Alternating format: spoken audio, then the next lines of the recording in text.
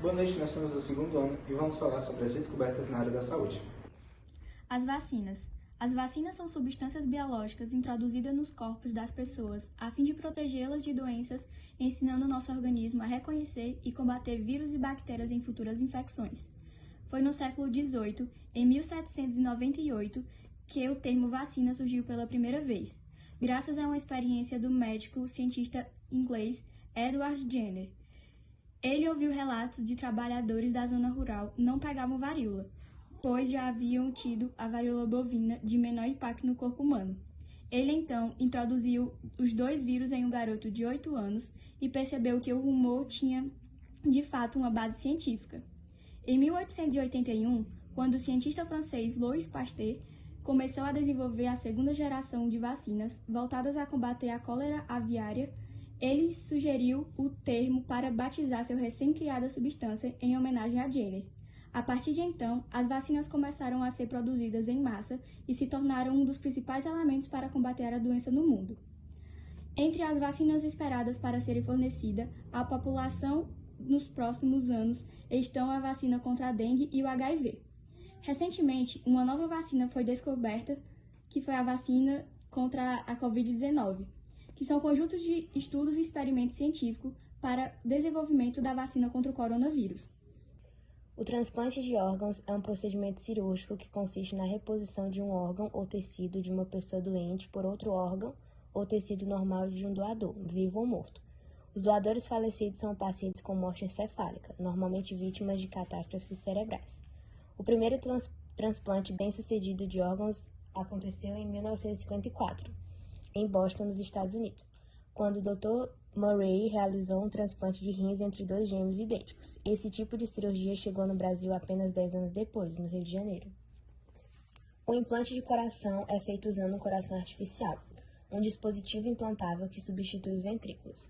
Essa invenção surgiu com o intuito de facilitar o tratamento de pacientes com insuficiência cardíaca, já que até há pouco tempo, muitos pacientes, a única opção era o transplante de coração. Porém, pouco mais de 2.000 transplantes cardíacos são feitos por ano nos Estados Unidos, enquanto dezenas de milhares de pessoas morrem anualmente à espera de um doador. O implante de coração artificial pode estender a vida por meses, além do esperado para um paciente com insuficiência cardíaca em estado final, além de mantê-lo vivo enquanto espera por um doador. Clonagem é um mecanismo de propagação de alguns organismos, como algumas espécies de plantas e bactérias. Além disso, também se apresenta como uma técnica utilizada na engenharia genética, e um exemplo é a clonagem reprodutiva. A clonagem produz clones, que são cópias idênticas do progenitor. Organismos que realizam reprodução assexuada produzem clones.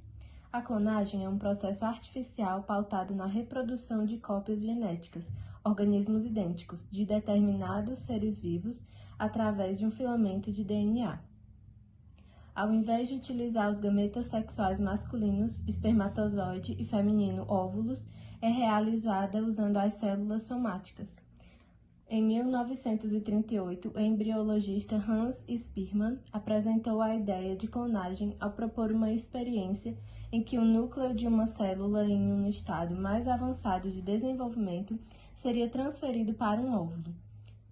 A ovelha Dolly foi o primeiro mamífero a ser clonado com sucesso a partir de uma célula somática adulta no fim do século XX. Penicilina. A penicilina é um antibiótico, ou seja, um produto capaz de agir contra as bactérias. As penicilinas atuam nesse componente, pois inibem a ação da enzima transpeptidase, que é responsável por ligações que formam o peptidoglicano maduro. A penicilina possibilitou o tratamento de várias doenças e atualmente é um remédio de baixo custo. Entre seus usos, podemos destacar sífilis, meningite bacteriana, etc. A penicilina foi descoberta em 1928, após a Primeira Guerra Mundial. A descoberta da penicilina se deu de forma acidental pelo médico e bacteriologista escocês Alexander Fleming. Na época da Segunda Guerra Mundial, esta substância foi produzida em larga escala por fermentação, salvando milhares de vidas. Exames tomográficos axiais.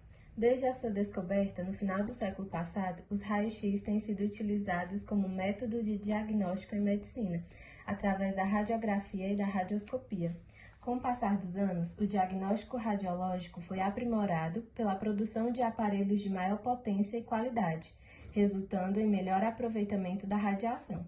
Um dos momentos mais importantes dessa evolução foi a introdução do computador, utilizado para a realização de cálculos matemáticos a partir da intensidade dos fótons de raio-x.